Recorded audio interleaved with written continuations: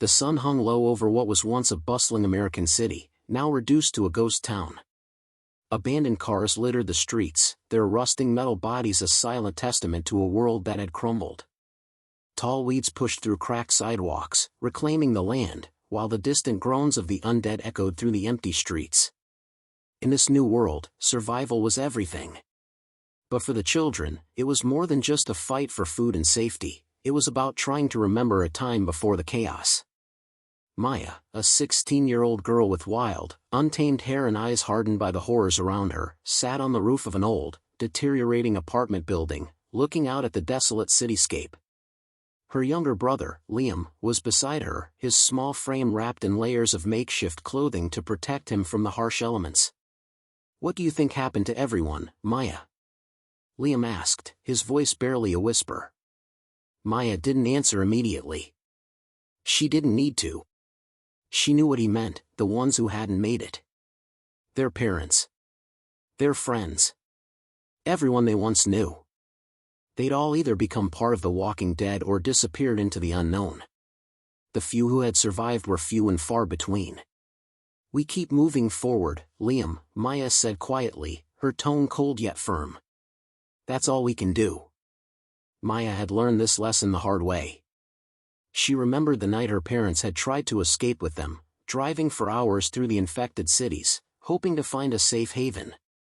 It had been too late. They were ambushed by a horde, the undead tearing through the vehicle, dragging her parents away before her very eyes. That night, Maya and Liam had learned the truth about the new world. It wasn't about fighting the dead, it was about surviving against the living. As she sat there, Maya thought about the rules they had created for survival, rules drilled into her head over the years by her parents before they had fallen. The most important rule: never stay in one place for too long. Maya stood up, brushing off the dust from her worn jeans. "Let's move. We need to get to the storage unit before nightfall." Liam nodded, his usual silence betraying the fear that he kept hidden. Despite her bravado, Maya felt it too. But she couldn't afford to show it. Not now. Not ever. They gathered their things and slipped out of the rooftop access. The building was eerily quiet as they crept down the stairwell, their footsteps muffled by the layers of debris. Outside, the air was thick with the smell of decay, and the distant groaning of the undead could be heard, a constant reminder of the ever-present danger. They made their way through the streets, the once vibrant city now a maze of destruction. The cracks in the pavement and the abandoned storefronts seemed like ghosts of the past. Every corner held a potential threat: infected humans, desperate survivors, and dangerous animals that had grown bolder in the absence of humans. As they approached the storage unit, Maya's heart raced. They had to find food and supplies, anything that could help them last a little longer in this unforgiving world. But as they neared the building, something felt off. "I don't like this," Maya muttered under her breath. Liam grabbed her hand, his grip tight. "What is it?" "I'm not sure," Maya whispered, scanning the area. There were no signs of movement, but the silence was too heavy, too unnatural. The storage unit was only a few steps away, yet the tension in the air made Maya hesitate. She pulled out her knife from her belt and motioned for Liam to stay behind her. The doors to the storage unit creaked as she approached, the rusted metal groaning under her touch. She slowly pushed them open, revealing the dark interior. The smell of mold and stale air hit her instantly. But there was something else, something more sinister. A soft noise, like dragging feet, echoed in the distance. Maya's heart skipped a beat. She motioned for Liam to stay close, her eyes narrowing as she stepped inside, her senses heightened. The shadows seemed to shift as the sound grew louder. Then, out of the darkness, they emerged, 3 figures stumbling toward them, their eyes vacant, their bodies rotting. Zombies. But this time, they weren't alone. Behind them, Maya saw something else, a flash of movement. Something faster. More dangerous. A growl echoed through the dark. Something wasn't right. Maya knew they weren't the only ones who had survived. And in this new world, survival meant much more than just staying alive. It meant fighting for every breath, every step, and every second. But no one could be trusted. Not even the people who might still be human.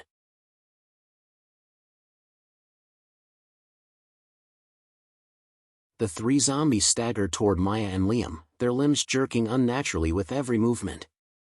Maya's grip on her knife tightened, the cold metal now her only reassurance.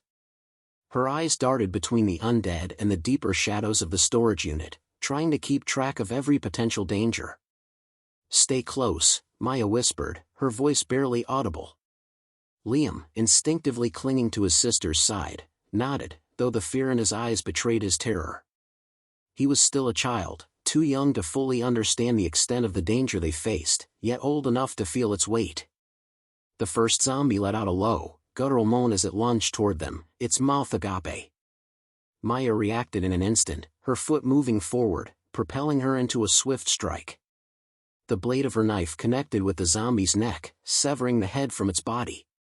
It crumpled to the ground, its twitching corpse a reminder of the brutality they were forced to endure. But there was no time to breathe. The other two zombies closed in. Maya grabbed Liam's wrist and pulled him back toward a nearby column, using it as a shield. As the second zombie reached them, it swiped at her with its skeletal hands. Maya ducked just in time, the rotten fingers grazing the air above her head. She retaliated with another swift movement, her knife plunging into the zombie's chest, but it didn't fall. The undead were relentless. Behind them, Liam's eyes widened as he spotted something even more terrifying, a shadow that moved faster than any zombie. His heart raced, and he tugged at Maya's sleeve. "Maya, look," he gasped, his voice cracking with fear. Maya didn't hesitate. She spun around, knife ready, her eyes scanning the darkness. From the far corner of the storage unit, a figure moved, too fast for a zombie, too skilled for a human. It was large, its body unnaturally elongated, like something out of a nightmare. A creature, part man and part beast, with skin that seemed to ripple and change.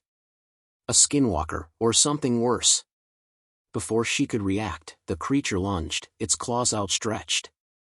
Maya barely managed to sidestep, feeling the air rush past her as the creature's claws scraped against the concrete.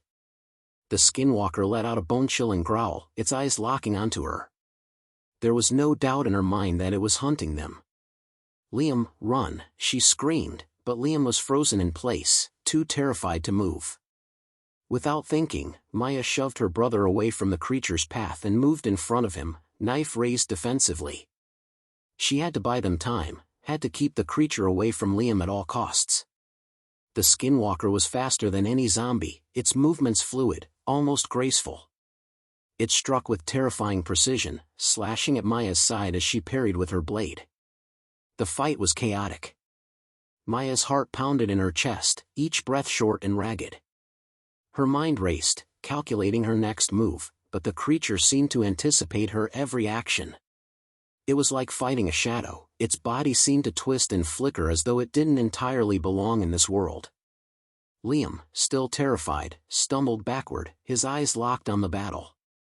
Maya couldn't let him see her weakness, not now. "Liam, get to the door." "Now," she shouted. With hesitation, Liam nodded and bolted toward the exit. Maya kept her focus on the skinwalker, narrowly avoiding another swipe of its claws. The thing was relentless, and with each strike, it grew more enraged. Its deep growl resonated in her chest, sending a shiver of dread down her spine. The zombies that had been following them earlier now seemed to have lost interest, distracted by the larger, more dangerous threat.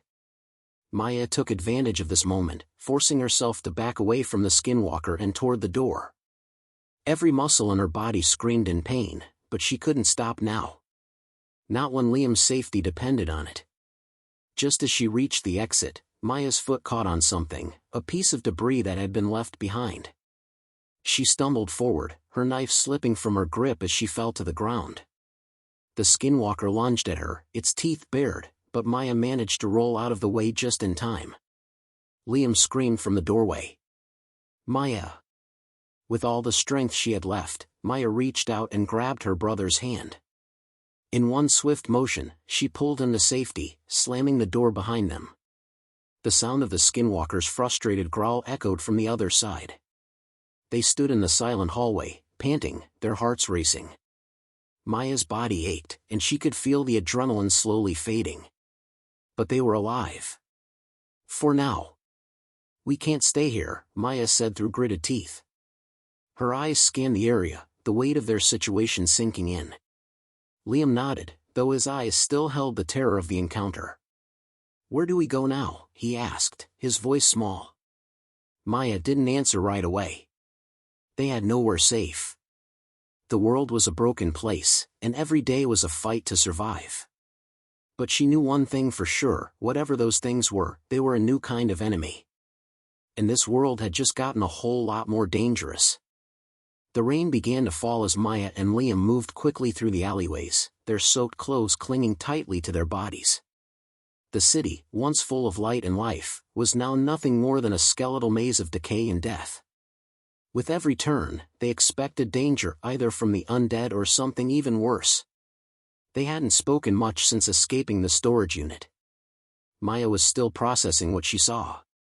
The creature in the shadows, that thing, wasn't just another zombie. It was faster. Smarter. Intentional. And that terrified her far more than anything else they'd faced since the outbreak began.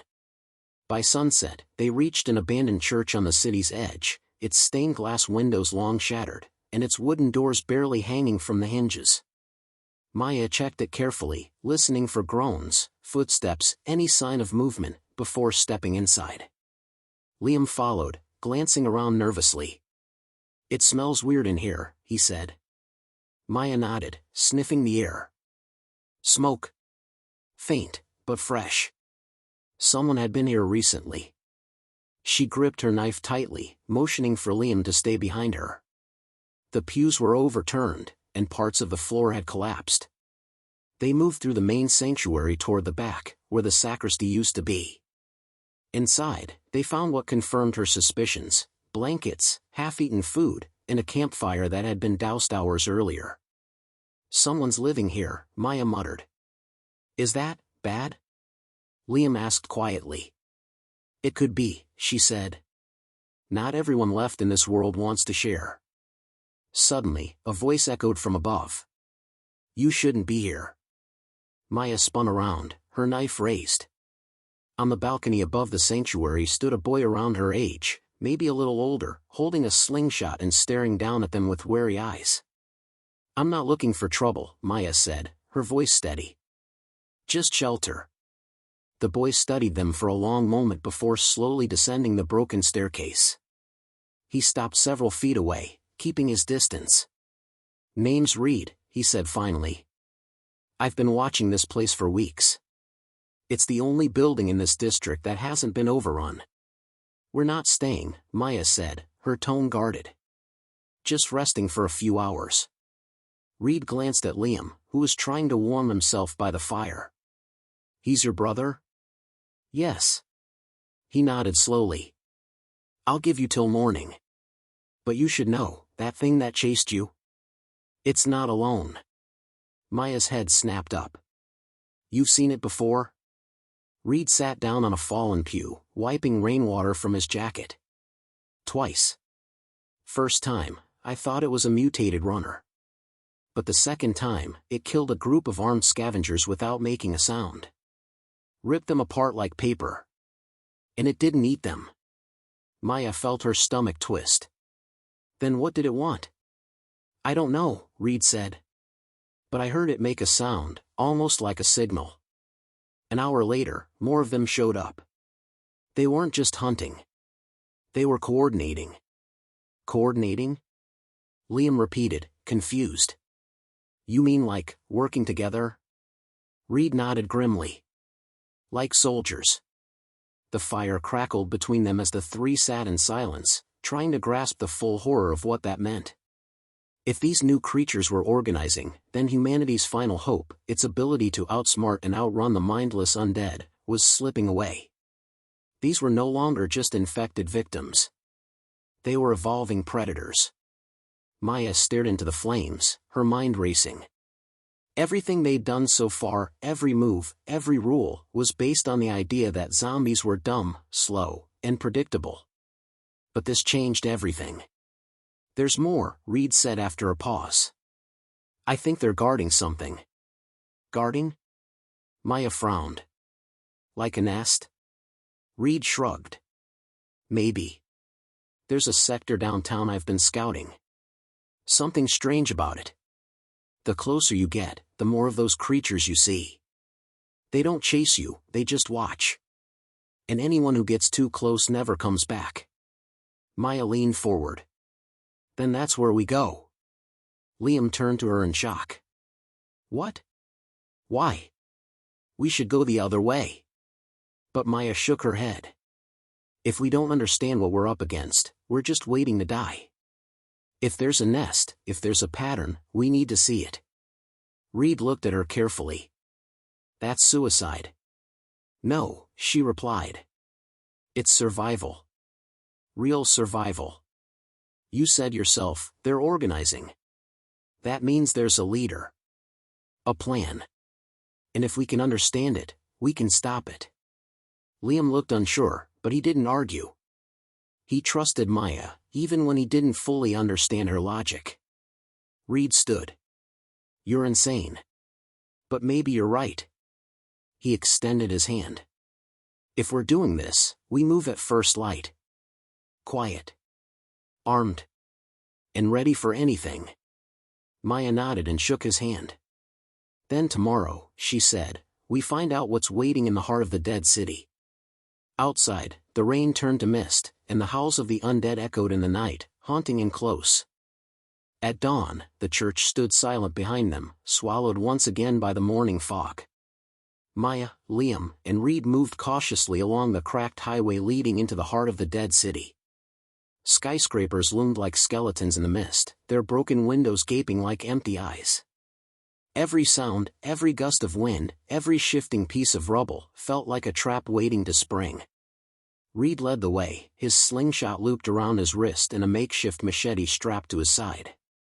He moved like someone who had lived in danger for too long, quiet, precise, and never trusting what was around the next corner. Maya followed close behind, her own blade in hand, while Liam stayed in the middle, eyes wide, fingers twitching around the handle of a broken pipe. They didn't talk much. There was no need. Every step deeper into the city only confirmed what Reed had warned them: something had changed. The further they moved towards Sector 9, the area Reed claimed was being guarded, the stranger everything felt. Streets were cleaner. No bodies. No trash. The smell of decay that usually haunted every inch of the ruins was gone. "I don't like this," Liam whispered, glancing around nervously. "It's too quiet." Maya agreed. Her instincts screamed at her that something wasn't right. It wasn't just the silence, it was the absence of chaos. Cities like this were always crawling with shamblers, the slow-moving undead that wandered aimlessly. But here, they hadn't seen a single one since entering the zone. "They're watching," Reed said quietly. "They hide during the day, blend into the shadows. But I've seen them, up there." He pointed to a shattered building 3 stories high. "Just barely. Like they're waiting." Maya stopped, staring up at the broken windows. For a moment, she thought she saw movement, a flash of something pale and fast. But it was gone too quickly. Suddenly, a distant metallic clang rang out behind them. They all froze. Liam turned around. "Was that?" "Something just stepped on a car," Reed said, lowering into a crouch. "Get down. Hide." The 3 of them ducked behind a crumbling wall as another sound echoed, slow, deliberate footsteps, but heavier than any normal human. Maya peeked through a crack in the concrete and saw it. One of them. Not a regular zombie. Not a mindless roamer. This one was taller, stronger. Its skin was tight and gray, stretched unnaturally over its bones. Its head jerked from side to side, and every movement felt alert. A scout. It sniffed the air like a predator. Maya held her breath. It was only 20 feet away. Then it turned. walked toward a nearby alley, and vanished into the shadows. They didn't move for a full minute. Then Reed exhaled. That's the third one I've seen this week. Always alone. Always scouting. Like it's patrolling, Maya said. Reed nodded. Exactly. They pushed forward, deeper into Sector 9. Buildings rose higher now, the air heavier, harder to breathe. And then, as they turned a corner, they found it. A wall. A massive barricade made from buses, cars, concrete slabs, and debris, woven together in a way no random survivors could have pulled off. There were signs of claw marks and scorch patterns. Something had built this. Protected it. Behind the wall, they could see faint movement, figures lurking in the gaps. Watching. Is this the nest? Liam whispered. Could be, Maya said, stepping closer. Reed grabbed her arm. We get too close, we won't make it out. But Maya wasn't looking at the wall anymore. Her eyes had caught something in the distance. On the side of a half-collapsed building was a massive symbol, painted in red, crudely, but with purpose. It was a circle with a line through it, and what looked like the shape of a human figure in the center. Beneath it were words, scratched in large jagged letters. The new order is coming. Reed paled. That wasn't there yesterday. Liam stepped back. What does it mean? Maya stared at the symbol, heart pounding. It means someone, or something, is leading them. They had feared a virus. They had feared the undead. But now, Maya began to realize the truth. This wasn't just the aftermath of a catastrophe. This was a takeover.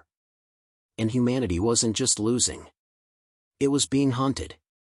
As they turned to retreat, the air suddenly filled with a low, vibrating hum, like a horn made from bone, distant but powerful. Maya stopped in her tracks. They know we're here. Reed cursed under his breath. We have to run. Now. But before they could move, figures began to emerge from the shadows, fast, silent, and deadly. Not just zombies. Something else. And this time, they weren't alone. The moment the sound echoed through the city, the low, unnatural hum like a horn from deep underground, everything changed. Maya's breath caught in her throat as movement burst from the edges of their vision. Figures poured from alleyways, windows, rooftops, creatures twisted and wrong, but coordinated. They didn't stumble like the infected. They moved with purpose. With focus. With direction. Run! Reed shouted. The three bolted down the cracked street, their footsteps echoing louder than their pounding hearts. Behind them, the swarm pursued, not with the blind chaos of a zombie horde, but with sharp, disciplined strategy. They were being herded. They're not chasing the catch. Maya realized aloud. They're driving us somewhere. Reed veered left, ducking through a shattered storefront.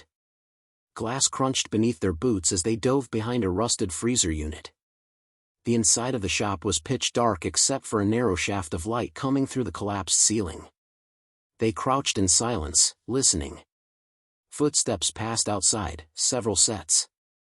Then, the distant scratching of claws on concrete. One of the creatures paused near the broken window, its silhouette sharp against the fog. It didn't enter.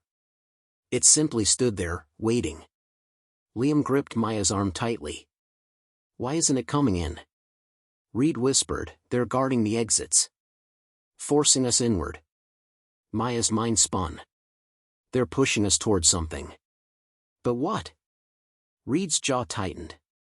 The nest. The core of Sector 9. They want us to see it. Or they want us dead, Maya replied. No, Liam said shakily. If they wanted us dead, they would have already killed us. They're planning something. Reed looked at him, surprised. You're not wrong. Maya stood slowly. We can't go back. They've blocked the way.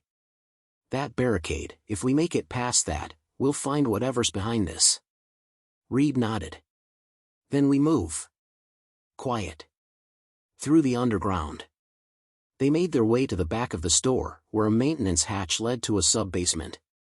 The smell of mold and rust hit them immediately as they descended into darkness. Reed flicked on a small flashlight, its dim beam slicing through thick air. The floor below was cracked tile, long flooded and half-dried, littered with old crates and fallen ceiling beams. "This way," he whispered, leading them through a collapsed corridor that once connected to the subway tunnels. Maya moved slowly, blade ready. Every sound down here echoed too long. Shadows twisted on the walls, and the faint dripping of water only made the silence worse. As they rounded a corner, Liam suddenly froze. "There's something down here," he said, voice barely above a breath. A groan, a low, guttural growl, emerged from the darkness ahead. Then another. Then several.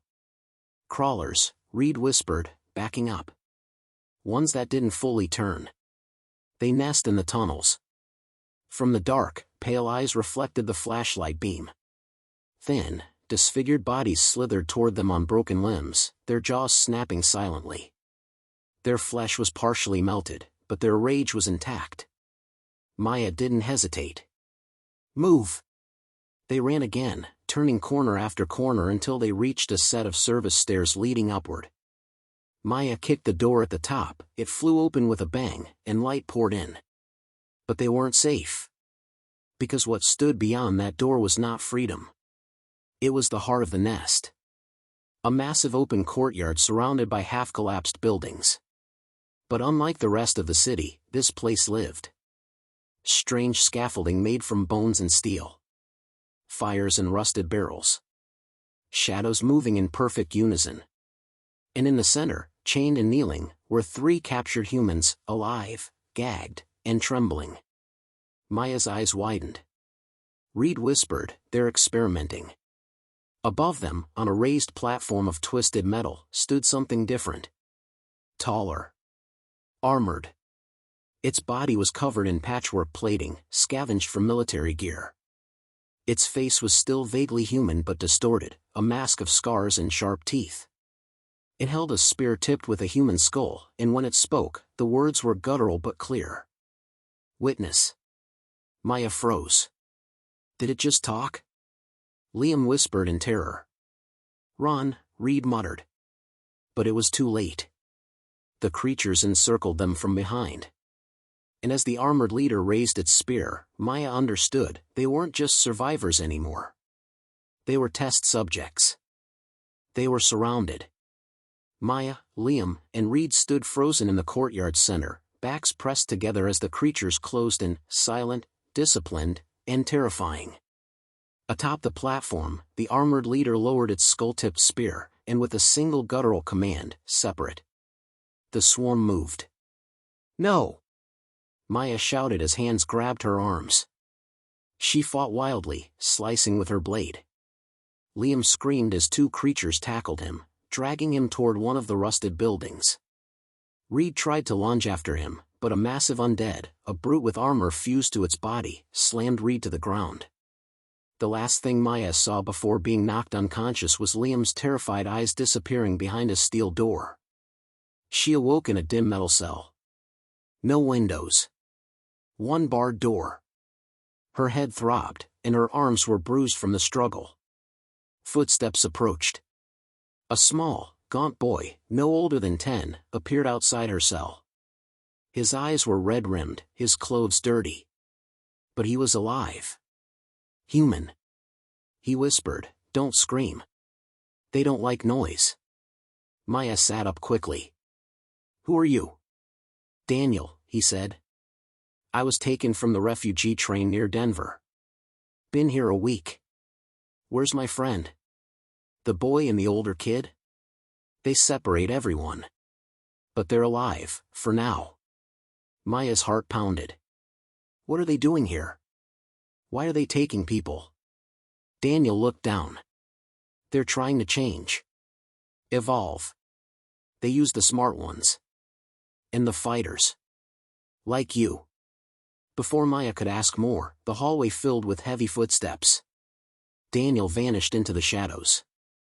A group of the creatures appeared, 2 standard ones and 1 scout variant with extended limbs and strange black markings along its skull. They unlocked Maya's door and dragged her out without a word. She didn't fight, not yet. They brought her to a central chamber filled with crude technology, half-functioning monitors, and wires plugged into unconscious humans strapped to chairs. Some were twitching. Others weren't breathing. One monitor showed brain scans. Another displayed diagrams of mutated human anatomy, labeled in a strange mix of military symbols and crude tribal markings. Standing beside the armored leader was a woman. Human. She wore a lab coat, though stained and tattered, and her eyes were hollow, like someone who hadn't slept in years. "You're awake," the woman said. "Good." Maya stared. "You're working with them?" "They're the future," the woman said softly. "Humans had their chance. We destroyed everything. But these creatures, they learn. They adapt. I'm helping them bridge the gap." "You're insane." "No," the woman replied. "I'm a realist. They don't want chaos anymore. They want order. Control. A new species, smarter, faster, better." Maya looked at the armored one. It spoke. The woman nodded. "It's called Varric. One of the first to retain memory. He used to be military. Still remembers tactics, language, leadership. He's what they all want to become. They'll never be human. They don't want to be. They want to replace us." Just then, a scream echoed from somewhere deep in the compound. Maya recognized the voice. "Liam." She lunged forward, elbowed one of the guards, and grabbed a broken monitor from the table. Using it like a shield, she ran through the door. The woman shouted, but Maya didn't stop. Alarms blared. The facility shook. Something had gone wrong. Then came a deafening boom, an explosion. Maya burst through a hallway just in time to see Reed holding a stolen flamethrower, flames licking at the walls as creatures howled in pain. "Come on," he yelled. "Liam's still here." "I know, he's this way." They sprinted through the smoke-filled corridors, dodging panicked creatures. The order had collapsed. Someone, had sabotaged the facility. Reed kicked down a locked door. Inside, Liam lay strapped to a table. His face was pale, but his eyes lit up when he saw them. "Maya." She slashed his restraints, pulling him up. Then came Varric's roar. A terrifying bellow that shook the very walls. The armored leader charged down the hallway. "No time." Reed yelled. "Jump." He pointed to a shattered window above a service tunnel. Without hesitation, Maya shoved Liam through, followed by Reed. She jumped last, just as Varric hurled a spear that scraped her leg and lodged in the wall. They landed in a sewer canal that led out beneath the city. They ran. Bleeding, shaking, but alive. Behind them, Sector 9 burned. But in Maya's mind, one thought screamed louder than the flames. They were evolving. They were organizing. And the war for humanity had only just begun. Would you like me to continue with Part 7? The cold air outside the ruined tunnels felt like a slap to the face. Maya, Reed, and Liam stumbled through the brush at the city's edge, exhausted, bleeding, and soaked in filth. But they were alive. The fire from Sector 9 still glowed behind them, smoke spiraling into the dark sky like a warning signal no one would ever see. They didn't stop until they reached the outskirts of a long-abandoned radio tower, once used by pre-outbreak emergency services. It was nothing more than a skeletal husk now, but it still stood, and it might just be their last chance to warn someone, anyone, about what they'd seen. Maya dropped to her knees, gasping for breath. Reed crouched beside her, checking Liam's injured arm. "We need medical supplies. Infection's setting in." "I'll manage," Liam muttered through gritted teeth, though his skin had gone pale. Maya looked at the radio tower. "If the backup systems are intact, we might be able to broadcast. Shortwave, maybe even long range. Someone has to know what's happening in Sector 9. Reed didn't look hopeful. Even if it works, there's no guarantee anyone's listening. They need to be. Inside the tower's base, dust coated every surface. Old emergency maps, scattered notes, and broken equipment filled the main room. A shattered window let in the chill wind, and somewhere above, the steel frame groaned with every gust. Reed found the emergency generator, a rust-covered beast that coughed twice before sputtering to life. Dim lights flickered on. The radio console buzzed faintly. Maya stepped forward and flipped the frequency dial slowly. The speaker hissed. "Come on," she whispered. "Give me something." After a few tries, a channel clicked to life, barely audible static, then a voice, garbled, distant. "This is Station Delta. Emergency channel remains open. Survivors advised to avoid Sector 9. Maya's eyes widened. They know. She grabbed the mic. "This is Maya Carter, former Haven resident. Sector 9 has fallen, completely. Not to the infected, but something worse. They're changing. They're organizing. They have leaders. We saw them, creatures that think, communicate, even use tools. One called Varric is leading them. He remembers who he was. They're building something." She paused, heart pounding. "If anyone hears this, don't just run. Fight back. Or there'll be nothing left to save." She let go of the mic and slumped in the chair. Silence.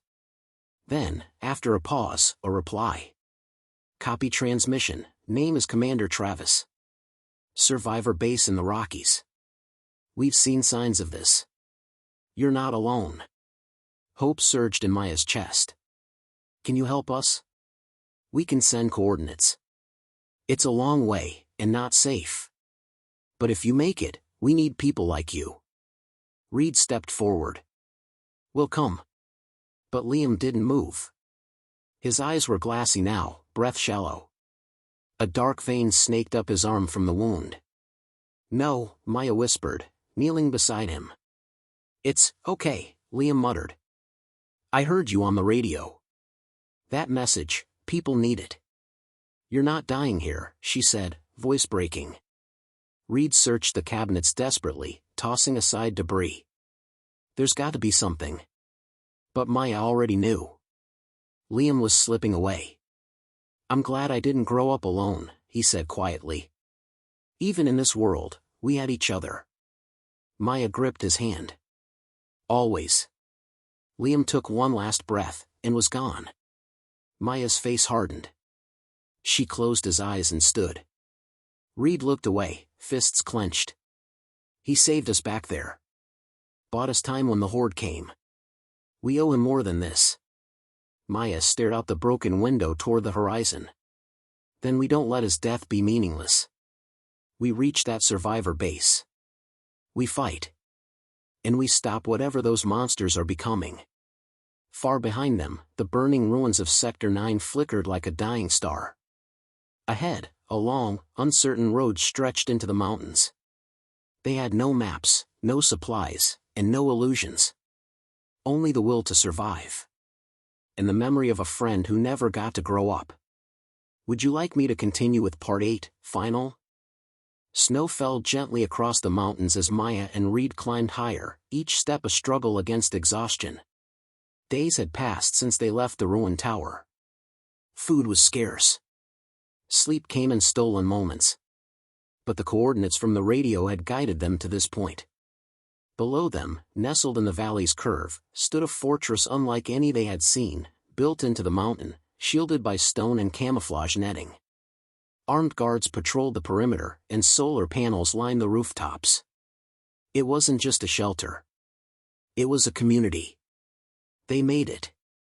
Maya raised the broken satellite dish she'd carried for days as a signal. The snipers didn't fire. Instead, a woman's voice called out, "Lower your weapons and approach slowly." Reed glanced at Maya.